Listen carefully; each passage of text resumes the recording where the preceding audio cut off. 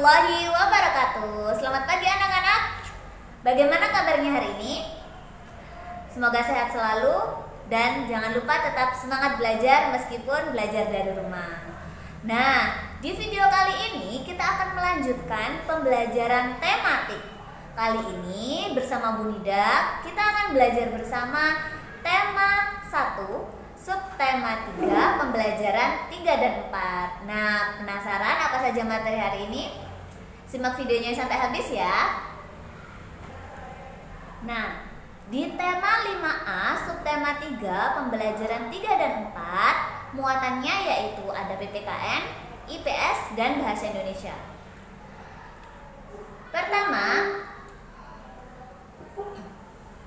perhatikan peta wilayah Indonesia yang sudah Bu Nida sediakan di gambar. Nah, wilayah Indonesia sebagian besar adalah lautan. Oleh karena itu, Indonesia disebut sebagai negara maritim. Coba diulangi, kenapa Indonesia disebut sebagai negara maritim? Betul, karena sebagian besar dari wilayah Indonesia merupakan perairan atau lautan. Oleh karena itu, banyak sekali dampak untuk negara kita dikarenakan kondisi geografisnya yang memiliki laut yang sangat luas. Salah satu dampak dari kondisi geografis Indonesia yaitu mata pencaharian masyarakat di Indonesia. Karena sebagian besar wilayah Indonesia ditutupi oleh perairan, sehingga kebanyakan masyarakat Indonesia memiliki mata pencaharian sebagai nelayan. Ya, selain nelayan, masyarakat Indonesia juga banyak yang memiliki mata pencaharian sebagai petani garam. Tidak hanya petani padi yang ada di sawah, tetapi juga ada masyarakat Indonesia memiliki pekerjaan sebagai petani garam. Selain itu, masyarakat Indonesia juga banyak yang memiliki mata pencaharian sebagai pembudidaya mutiara. Mengapa? Tentu saja karena sebagian besar wilayah Indonesia adalah perairan atau lautan.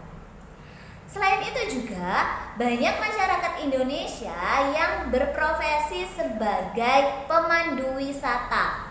Tentu saja karena wilayah Indonesia yang sangat indah sehingga banyak menarik perhatian para wisatawan asing. Tentu saja wisatawan asing tersebut membutuhkan seorang pemandu, sehingga masyarakat Indonesia banyak yang memiliki pekerjaan sebagai pemandu wisata.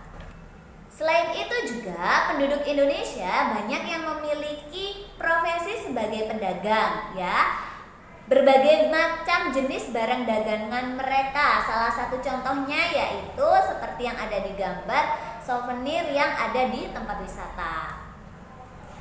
Kemudian ada juga penduduk Indonesia yang berprofesi sebagai petani kelapa. Dampak yang lain untuk masyarakat Indonesia karena kondisi geografis yang memiliki mayoritas area lautan yaitu budaya Indonesia yang sangat beraneka ragam.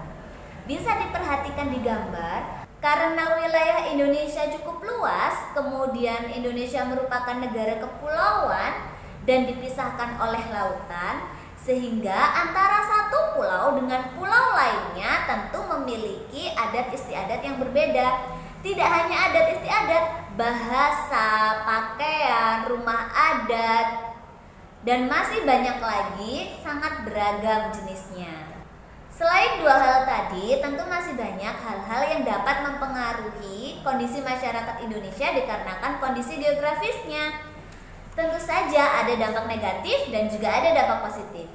Dampak positif yang pertama yaitu menjadi daya tarik wisatawan. Tentu saja Indonesia dengan negara kepulauan, negara maritim memiliki sangat banyak pantai dan lautan yang indah dan wisata bahari yang sangat beraneka ragam. Tentu saja banyak turis asing yang akan tertarik untuk mengunjungi Indonesia. Yang kedua, memperkaya keragaman budaya seperti yang sudah disebutkan Bu Nida tadi. Karena Indonesia memiliki banyak pulau sehingga budaya antara satu pulau dengan pulau lainnya tentu saja beraneka ragam. Selain dampak positif, tentu saja ada dampak negatifnya. Nah, salah satu contoh dampak negatifnya yaitu hilangnya budaya asli karena tergerus budaya luar.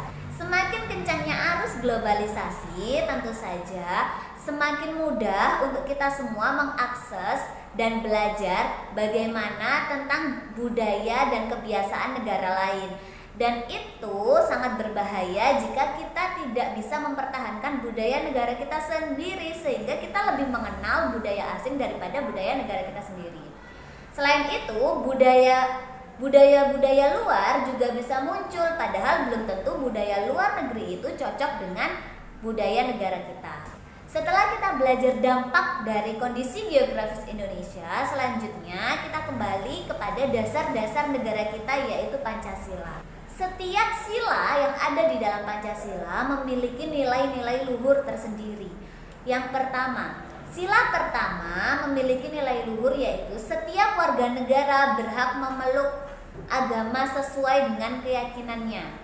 Ya, tidak boleh memaksakan agama kita kepada orang lain yang agamanya berbeda. Tentu saja. Selanjutnya, sila yang kedua.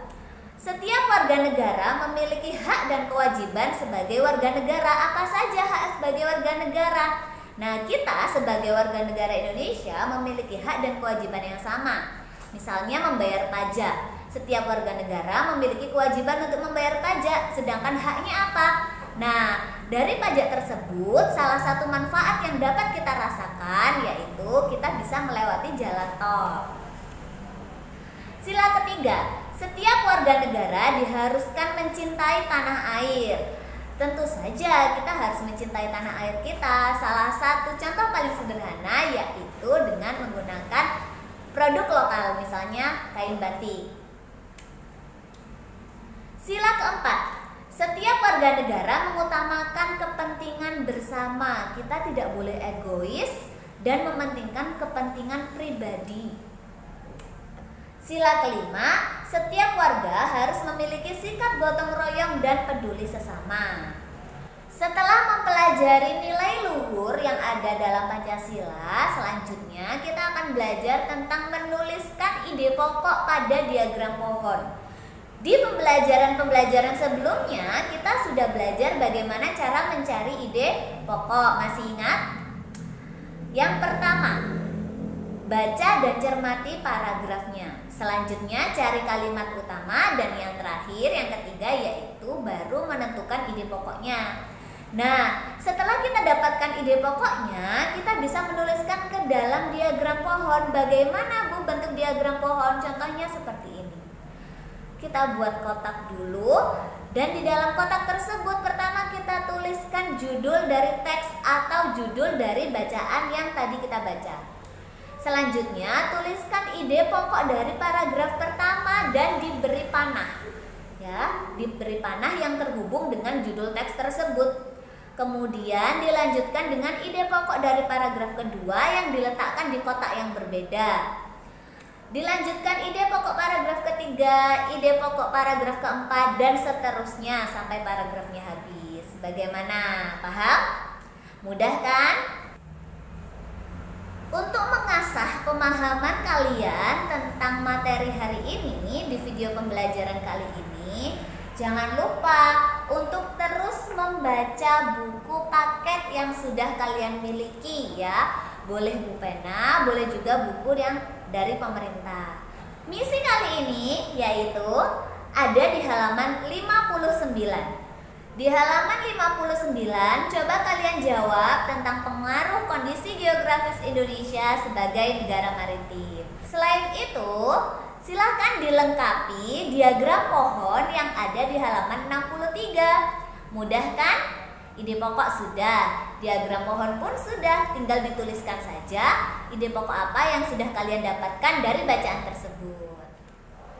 Nah, cukup sekian video pembelajaran kita kali ini. Semoga bermanfaat. Jangan lupa tetap semangat belajar dan jaga kesehatan. Wassalamualaikum warahmatullahi wabarakatuh.